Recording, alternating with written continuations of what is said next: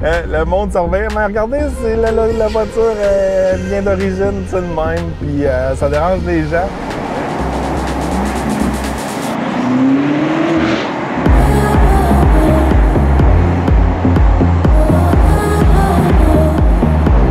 Salut la gang! Cette semaine, on a quelque chose de beau dans la cour, beaucoup d'horsepower, du gros budget en inventaire, au-dessus de 300 000 $, je vais vous montrer ça. Regardez, fait un petit bout que je veux conduire une de ces deux voitures-là, l'autre, je m'attendais un petit peu plus.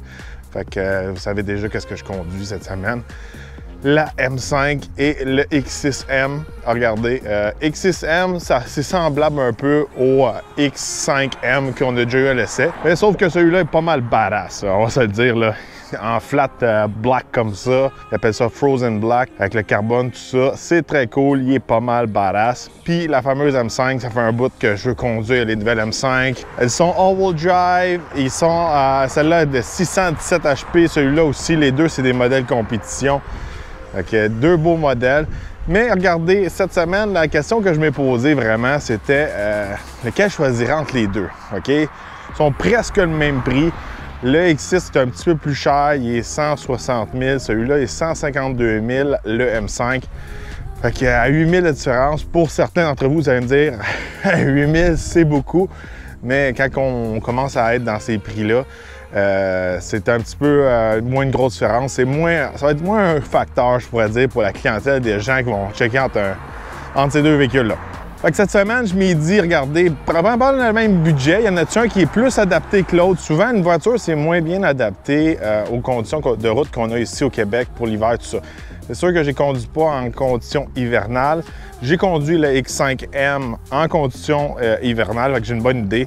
Fait que celui-là, regardez, je vais vous le montrer vite fait, le X6. Regardez à l'intérieur, bel intérieur rouge, assez démoniaque, un peu Darth Vader, un peu comme style de véhicule cette semaine. Vous voyez, beau siège, regardez tout ça. Un petit peu moins de place que le X5 parce que c'est une version coupée. Fait que, comme d'habitude, ça fait plusieurs VUS coupés que j'ai à l'essai dernièrement. Puis, qu'est-ce que j'ai remarqué? Il faut toujours faire un sacrifice sur l'espace pour la tête à l'arrière et aussi le coffre. Le coffre, c'est pas si pire, là, mais quand même, un petit peu moins de place que s'il finirait carré. De ce côté-là, on peut rentrer des choses. C'est un VUS sport.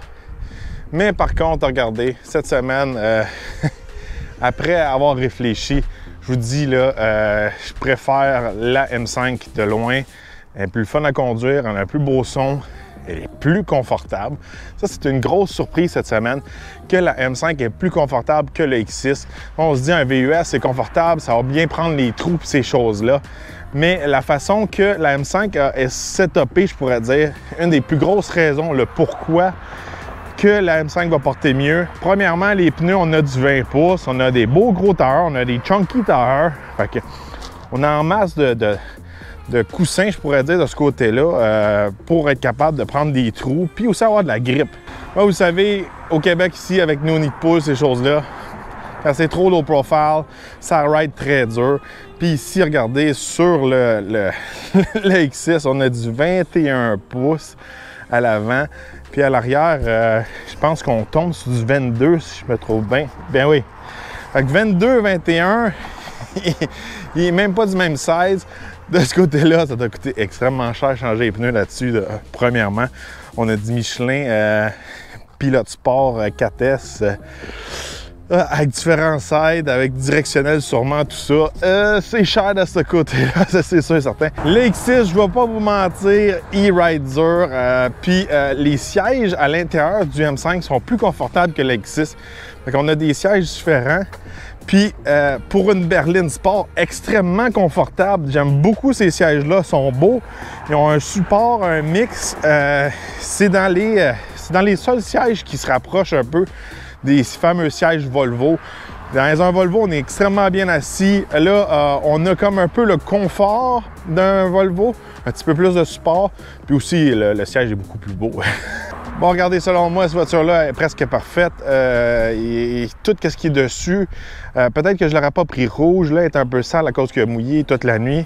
Mais regardez, les mags noirs, les calipers rouges, les détails en fibre de carbone, le toit en fibre de carbone. super. C'est le genre de truc, regardez, la petite aileron ici qui est pas too much, qui est juste assez. L'échappement ici qui est en titane enveloppé de fibre de carbone, c'est une option à 7500 $. Ça sonne très bien, il sonne vraiment plus fort que le X6, il y a une grosse différence. Regardez la façon que cette voiture-là est montée, les fibres de carbone, les bouts noirs, ces choses-là, c'est comme quand que je monte un véhicule dans un jeu vidéo. Je le monte de cette façon-là. Pour moi, ce char-là est proche de la perfection pour un 4 portes. Fait qu'aujourd'hui, pour aller au gym, je vais prendre la M5. Regardez ça, même le coffre, on fait pas un gros sacrifice pour le coffre. Quand même un bon coffre pour une berline, là. Ça ne le cachera pas. Pas aussi spacieux que le VUS, mais quand même. Un bon coffre, ça a de l'allure. Fait qu'on peut mettre notre téléphone ici, c'est un petit peu tight, je pourrais dire. Mettre le téléphone, mettre les clés là, partir le véhicule. Petit cold start.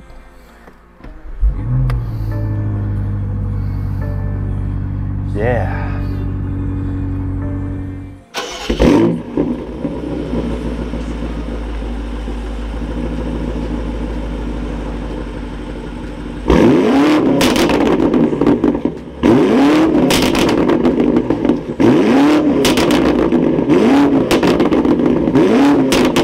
Fait que derrière le volant de la M5 Compétition, regardez, siège extrêmement confortable.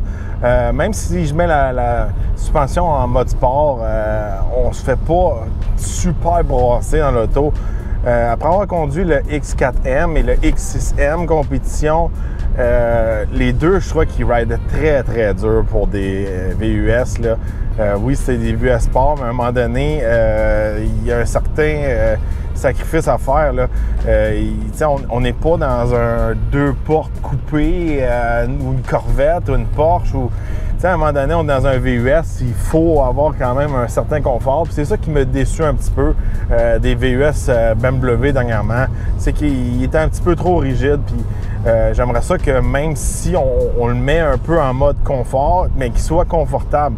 Regardez, la M5, ça serait mon choix si j'irais faire un road trip, si j'irais faire un gumball, peu importe. Regardez, de ce côté-là, on a en masse de puissance sur le capot. Le véhicule est très versatile aussi. On peut le configurer avec le M1 et M2. Cette semaine, je vois une configuration assez agressive. J'ai quand même laissé en all-wheel drive. On peut le mettre en 2 roues motrices. Fait que si on veut repousser un petit peu plus, je pourrais dire la conduite dynamique, on peut le mettre en 2 roues motrices. Moi, j'aime beaucoup ça que ce soit un all-wheel drive. Regardez, on peut s'en servir à l'année longue.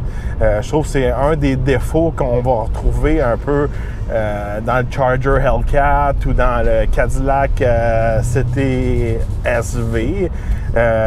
Maintenant, c'était CT5V Blackwing. Le Blackwing est manuel, c'est un gros avantage, mais il n'est pas all-wheel drive. Fait que c'est sûr et certain que pour les puristes, vous allez me dire oui, c'est propulsion. Mais à un moment donné, quand tu payes ton véhicule 150 000, puis tu peux juste le conduire quelques mois dans l'année. Puis en plus, c'est un 4 portes, c'est pas un décapotable 2 portes. Ça fait du sens d'avoir un all-wheel drive pour qu'on puisse s'en servir à l'année longue. Puis de ce côté-là aussi, le véhicule est plus docile, il est plus facile à conduire, je pourrais dire. Il n'est pas... regardez, CT-SV, je l'ai conduit au mois de septembre, à l'automne environ. Il commençait à faire un petit peu froid, l'intérieur était un petit peu froid. Le cul partait à rien. C'était pas un véhicule pour les débutants. Ça, c'est sûr et certain. Là, dans le M5, regardez, tout dépendant des settings, ces choses-là, monsieur tout le monde est capable de conduire ça là, sans avoir peur que le cul parte à la dernière minute. C'est un gros avantage, puis c'est plus adapté aussi à notre marché canadien. Ce qui est drôle, c'est que quand on fait les downshift, vraiment en première ou deuxième vitesse, même en troisième vitesse, il y a vraiment du bon, un genre de backfire qui sort là, back. Puis le monde se revient, mais regardez, c'est la voiture vient d'origine, c'est de même, puis ça dérange les gens, mais on aime ça, disturbing the peace.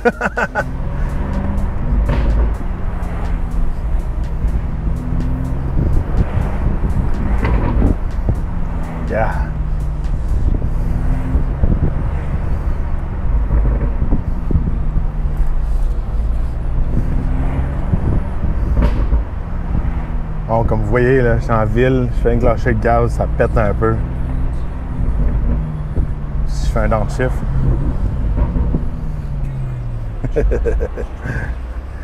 Beau son. 7500 $ pour ce système d'échappement-là. Je suis un petit peu moins sûr, je pourrais dire. C'est beaucoup d'argent. Je pense que peut-être qu'Aftermarket, on peut-être capable d'avoir un exhaust qui va être peut-être plus puissante du côté son, peut-être développer plus d'HP. Qu'est-ce que j'ai remarqué, c'est qu'avec cette option-là, on ne gagne pas plus d'HP. Un petit peu décevant. Ça serait une vraie bonne ligne d'exhaust. On pourrait gagner un petit peu de chevaux vapeur. C'est sûr que c'est le fun d'avoir une ligne d'exhaust qui est flexible. Que je veux dire par flexible, c'est que on peut la mettre plus forte puis moins forte comme qu'on veut. C'est l'idéal de nos jours, je pourrais dire.